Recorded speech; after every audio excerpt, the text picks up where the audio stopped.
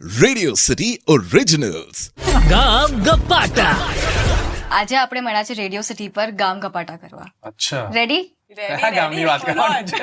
તમે જે ગામ ઉપાડો એ ગામની વાત કરશો. અચ્છા, વાહ, great. આપણે ચાલુ કરીએ વાતોમાંથી એક વાત મને તમને પૂછવી છે કે તમે જ્યારે પેલા ડ્રામાથી ચાલુ કર્યું, તમે થિયેટર એક્ટિંગ કરી, સિનેમામાં ટ્રાન્ઝિશન કેવી રીતે થયું તમારું?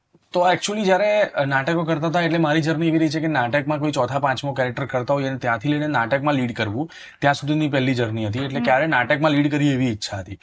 પછી એ લીડ તરીકે પણ 2-4 નાટકો થયા, પછી ઓડિશન ને આવું બધું ચાલતું હતું.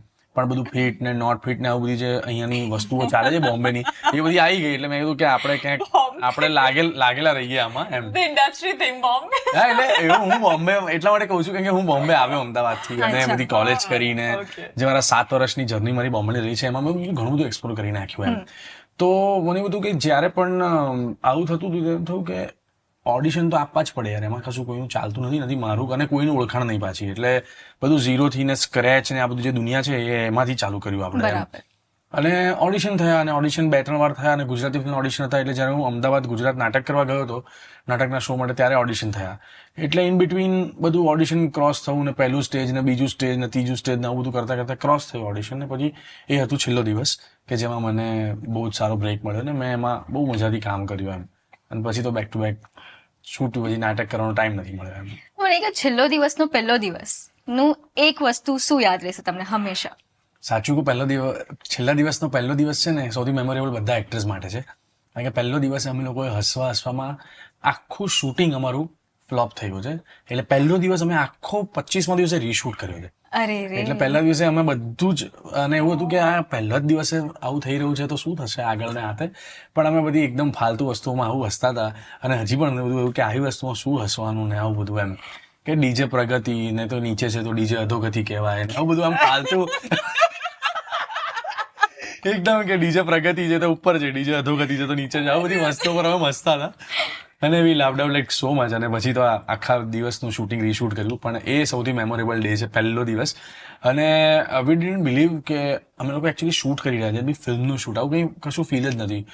અને ડિરેક્ટર એવી ધમાલ કરી હતી કે પહેલા 20 દિવસ અમને રિહર્સલ કરાવ્યા, મહેનત કરાવી, રીડિંગ કરાવ્યું, આમ કરાવ્યું તેમ કરાવ્યું. એટલે એવું થયું કે એ ભાઈબંધી જે છે ને, એ મિત્રતા એ આવી જશે શૂટિંગમાં. અને ઇટ હેપન્ડ એમ. બહુ સરસ.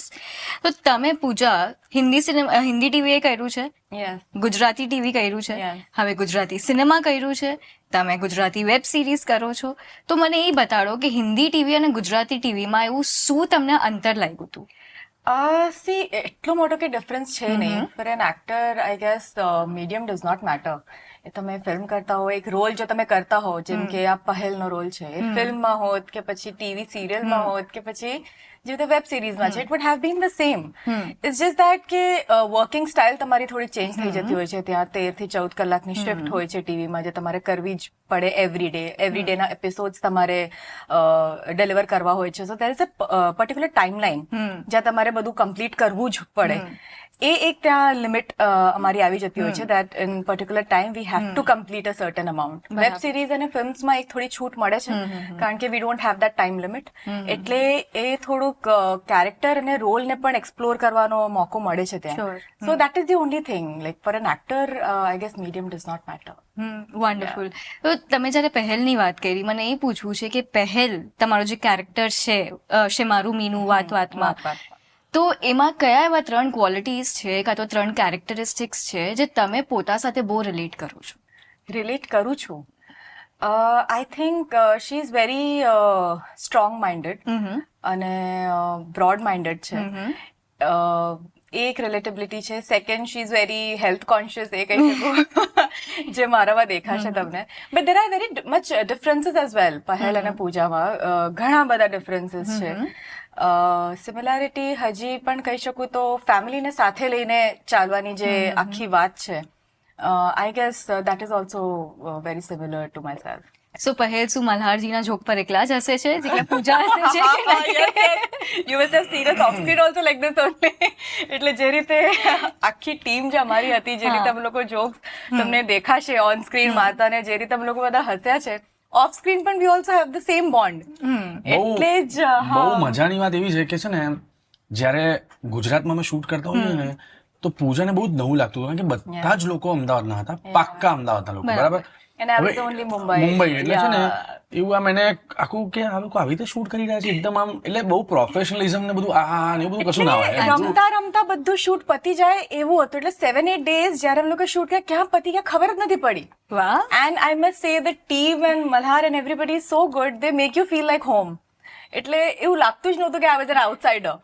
All the actors come on time, all the actors do એમનું કામ કરે, રિહર્સલ કરે, વર્કશોપ કરે, પણ છે ને એ જે આખું વાઇબ છે ને આખું આમ પ્રોફેશનલિઝમ ને મારો રૂમ ને એવું કંઈ જ નહીં. ઓન્ટુરાજ ને આ ને તેને બધું કશું બધું કટ, કંઈ જ બધું નહીં. અહીંયા આવી જાવ બધા એક જ રૂમમાં બેઠા હોય, બસ સાથે અમે લોકો જમીએ, સાથે મસ્તી કરીએ, સાથે ગેમ્સ રમીએ, કાર્ડ્સ હોય, કેરમ હોય, ફ્રી ટાઈમમાં એવું બધું કરીએ, તો એટલે મજા આવે છે. વન બિગ હેપી ફેમિલી યા એવું જ થઈ એકચ્યુઅલી જતું હોય એવું છે. ને Yes, we yes. Don't like કે આવું શૂટિંગ જલ્દી પતી જાય છે એકચ્યુઅલી, કારણ કે આ વાઇબ છે ને બહુ ઓછી મળે છે ને એમાં ભાઈબંધી થાય છે, એમાં મિત્રતા વધે છે.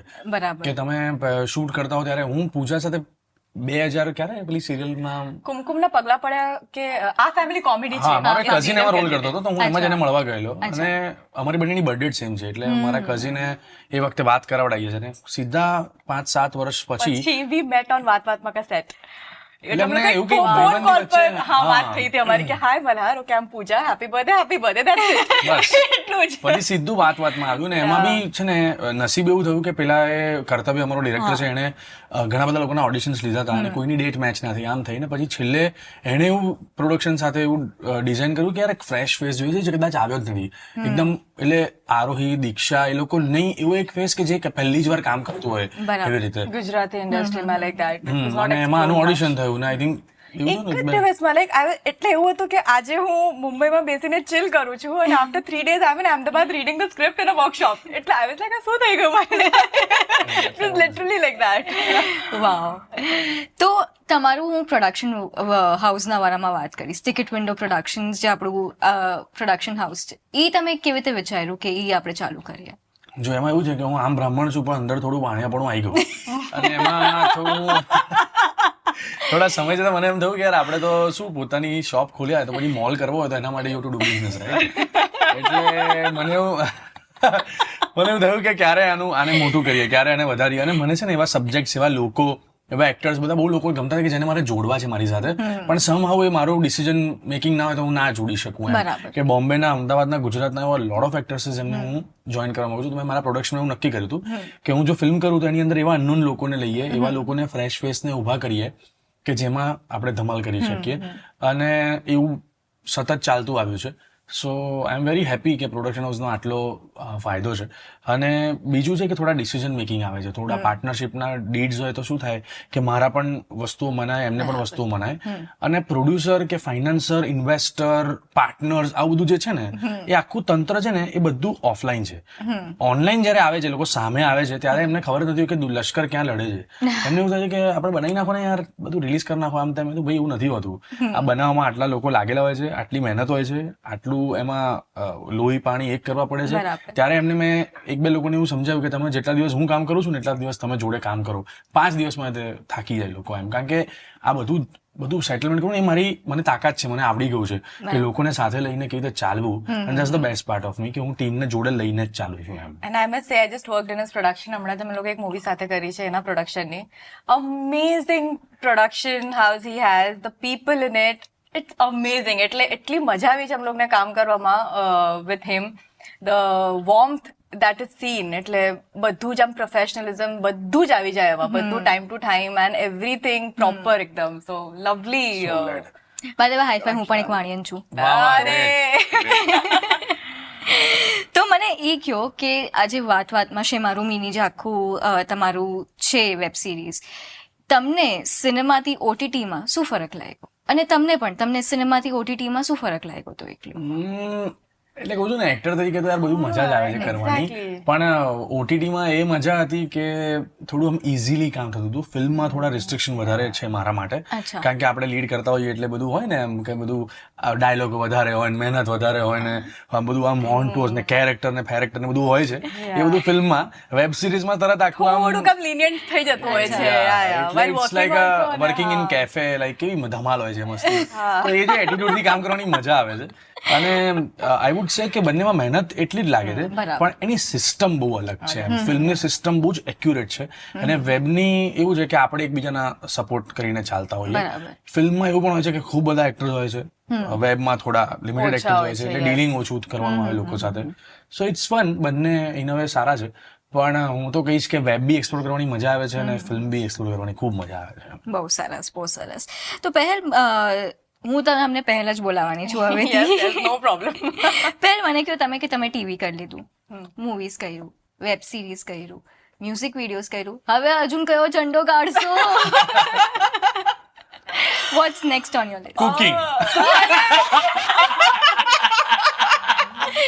નો no no no. Oh my God, it's I after my think it should be the other way round કે મલારે તમારા માટે કુક કરવું જોઈએ, આપણે ટેસ્ટ કરવું જોઈએ, આપણે માસ્ટર Exactly. શેફિંગ કરવું જોઈએ. જો શું આ કહો છો? કહે છે કે બહુ સારું જમવાનું બનાવે છે, બટ ક્યારે ચાખાયું તો છે કેમ મારી કોફી તમે ચાખી છે કે નથી? Only coffee. ચલો, He coffee. makes the best એક coffee in મને the એક world. વસ્તુ પૂછવી છે. તમે જ્યારે કોફી ચાખી, તમે એમને પૂછ્યું તે કોફી કેમ મંગાવી?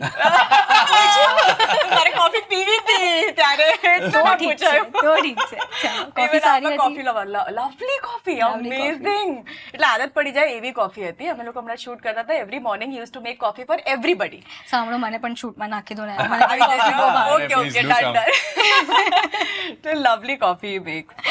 લવલી. તો what's next on your list? હમણાં તો my focus is on Gujarati films only. મારી ઘણી બધી ફિલ્મ્સ આગળ રિલીઝ પર પણ છે, એટલે લેટ્સ સી એના ઉપરથી પણ ડિસાઇડ કરીશ. But I am not limiting myself કે આ જ કરવું છે, એટલે whatever comes on my way I take that up. TV પણ is my first love actually. I have always wanted to do TV, તો કદાચ એ ઓફર આવે તો I take that up also. એનાથી મને યાદ આવ્યું કે થોડું બાયસ સાઉન્ડ થશે આ, બટ તમારું જે મૂવી છે છેલ્લો દિવસ, એ મારી પહેલી મૂવી હતી. તમારું જે મૂવી છે વિકીડાનો વરઘોડો, એ મારી છેલ્લી ગુજરાતી મૂવી હતી. ઓહો. હમણાં નોટ ફાઇનલી છેલ્લી, મારી પણ ફર્સ્ટ ફિલ્મ વિચ આઈ સો ગુજરાતી બસ છેલ્લો દિવસ. Great, great. પણ મને એ પૂછવું છે તમારો વરઘોડો ક્યારે નીકળવાનો છે? Good question. પણ હજી મારે આવા વરઘોડા 10-12 કાઢવાના છે. અરે એ તો જેવી રીતે 3 વિકીડા- નીકળી ગયા, હજુ તો એક નીકાળી દો. ના ના રિયલ કાઢીશું લાઈફમાં રિયલ લાઈફમાં રીલ લાઈફમાં નહીં, રિયલ લાઈફમાં બતાડો. કાઢીશું હજી વાર છે, હજી થોડો ખાલી ટાઈમ. કોફી બીજાને પણ ચખાડો. હા, એ ચખાડવા માંગતો નથી, પણ એ લગન હમણાં થોડી વાર છે, વાર હજી ગ્રહો સેટ નથી થયા. અચ્છા, અચ્છા. જે પણ સિંગલ લોકો છે બધા ગ્રહ સેટ કરો. મલારજી ફેમ એકદમ સિંગલ બેઠા છે અહીંયા. તો મને ઈ તમે જ્યારે કીધું કે તમારી હજુ મૂવીઝ આવવાની છે ને એ બધું, મને એનાથી યાદ આવ્યું હું તારી હીર, જે તમારી મૂવી આવવાની છે, એના બારામાં થોડું કહો અમારા વ્યુઅર્સને. હું વધારે તો નહીં કહી શકું, but it's a female oriented film. એક નાનકડા ગામની છોકરી છે જેના સપના બહુ મોટા છે, અને સપના કેવી રીતે પૂરા કરે છે ફેમિલી પ્રેશર્સ લઈને, અને એમાંથી પણ બધા સાથે લડીને પોતાની ફ્રીડમ કેવી રીતે એ ઓબ્ટેન કરે છે, એની ઉપર આખી સ્ટોરી છે. સો આઈ લાઈક ધ ટાઇટલ, સરસ છે, હું તારી હીર. It's a તમે produce beautiful કર્યું? love ના, story. ના, No. It's a beautiful love story also with beautiful songs, beautiful locations, plus a very strong message to the viewers. Wow. By the way, તમારી જે મૂવી હતી જેમાં song વાલમ હતો, મારા ફ્રેન્ડે હમણાં જ એના પર એનું વેડિંગ એન્ટ્રી કરી છે. હાય, હાય. અરે ક્યાં વાત. ક્યાં વાત છે યાર. આ મારો પહેલો અનુભવ હતો જ્યારે 2017માં સોંગ આવેલું, પણ 2021 સુધી જેટલા લગ્નો જોયા છે મેં, એમાં વાલમ અને ધૂન લાગી, આ બે ગીતોએ આમ ચારે બાજુ એ ગીતો ચાલ્યા છે. અને મને પણ જેટલી વાર જગ્યાએ જોઉં ત્યાંથી કંઈક ને કંઈક આવું વાલમની આજુબાજુનું કંઈક ને કંઈક આવે જ છે. પણ પહેલી વાર મને અનુભવ થયો હતો આ લગ્નનો ને એવો, જ્યારે હું આમ ક્યાંકથી પસાર થઈ રહ્યો હતો અને બાજુમાં કોકના ત્યાં વાલમ વાગતું હતું. એક રિઝોર્ટમાં, એ તો બહુ ગજબ કિસ્સો છે, એક રિઝોર્ટમાં હું ઇવેન્ટ માટે ગયેલો, એના પાછળના બેકગ્રાઉન્ડમાં ક્યાંક કોકના લગ્ન થઈ રહ્યા હતા, અને હું આમ જોઉં છું ને વાલમ ગીત વાગે છે, ને હા મેં કીધું ક્યાં વાત છે, આ તો સોલિડ વાત છે એમ. પણ હા, એમાં એ છે, ફીલ એવી છે, એટલે મજા આવે છે. તો તમે એવા કયા બીજા ગુજરાતી ગીતો કાં તો ગુજરાતી એવા ફિલ્મો રેકમેન્ડ કરશો જેમાં આવા આટલા સરસ સરસ સોંગ્સ છે? આ સરસ સરસ સોંગ માટે હું કઈ શરતો લાગુ ઇઝ ધ ફિલ્મ, ચાલ જીવી લઈએ ઇઝ ધ ફિલ્મ, ગુજરાતી ગીતો Even પ્રેમ પ્રકરણ ઇઝ ધ ફિલ્મ, જેમાં જયસુખ ગીતો ઝડપાયો. જયસુખ ઝડપાયાનું જેન્યુઅલી બે ગીતો બહુ સારા છે, એટલે બંને ગીતો સાંભળવા જોઈએ. પ્લસ મને જેમાં મજા આવી છે છેલ્લે ગીતો સાંભળવાની, એ છે લવની love stories, very sweetly compose song. અને ઓફકોર્સ ધ બેસ્ટ આલ્બમ અત્યાર સુધીમાં મને લાગ્યો હોય થોડા સમયમાં Nayika Devi, brilliantly Yes. Done. Parth Bharat Thakkar, mind blowing એમ. તો એક કોમન ગુજરાતી ક્વેશ્ચન હું તમને બંનેને પૂછવાની છું. 2 વર્ષથી આપણે નવરાત્રી નથી રમાયું. તમને લાગે છે આ વર્ષે કઈ હોપ હશે? 1000% યાર. આ વર્ષે તો થશે જ. થશે જ. આ વર્ષે જે લોકો નથી કરવા માંગતા એમને કરવા છે. Exactly. Everybody is gonna just go and play garba like anything. બધા 2 વર્ષનું આખું બધું આ વર્ષે પૂરું કરશે એવું લાગે very excited, but very excited. તો ગરબાથી યાદ આવ્યું, તમે મુંબઈથી, તમે મુંબઈની છોકરી, તમે અમદાવાદ. તમને શું લાગે, મુંબઈનો ગરબો સારો કે અમદાવાદનો ગરબો? અમદાવાદ યાર, of course Ahmedabad. But I like Mumbai garba same. હે ના પણ યાર એમાં શું થાય છે ખબર છે, બે વાત છે. લાઈફની છે ને પેસ જે પ્રમાણે છે ને બોમ્બેની, એવું જ લાગે છે લોકો 2 કલાક કામ કરવા જતા હોય ને એમાં આમ ગરબા રમીને પાછા આવી જાય એવું તમને લાગે છે છે. That's what I feel. એટલે હું જ્યારે ગયો ફાલ્ગુની આ વખતે હું પાઠકમાં, તમને મારા સાથે લઈ જઈશ ચલો કરવા. ડન, બરાબર, આ વખતે ડન. ડન અને અમદાવાદમાં શું છે કે ધીમે ધીમે નશો ચડવા, જે ગરબા છે ને પગને પણ નશો ચડવો જોઈએ ગરબા રમતી વખતે, એવી ફીલ જોઈએ એમ. અમારા પગને તો બહુ ના બહુ છૂટે. એટલે એવું છે કે સીધા નીટ મારો અને 2 સિપ મારો, એટલો ફરક છે ખાલી ગરબામાં. Oh my God. Coffee too coming from a person who does not drink. નહીં, નહીં કઈ જ નહીં. કેમ એગલેસ, બિયરલેસ, સોપારીલેસ. થોડું વધારે બોલવું તો તમારા મૂડ ઉપર કોફી હોત ને કોફી લેસ થઈ જાય. ચલો, તમારી સાથે ગામ ગપાટા કરવાની બહુ જ મજા આવી. Thank you radio city India પર રહેવા માટે. Thank હું you so શ્વેતા much. તમારી ઇજાજત લઉં છું. Bye. Bye. Thank you. Bye bye. ગામ ગપાટા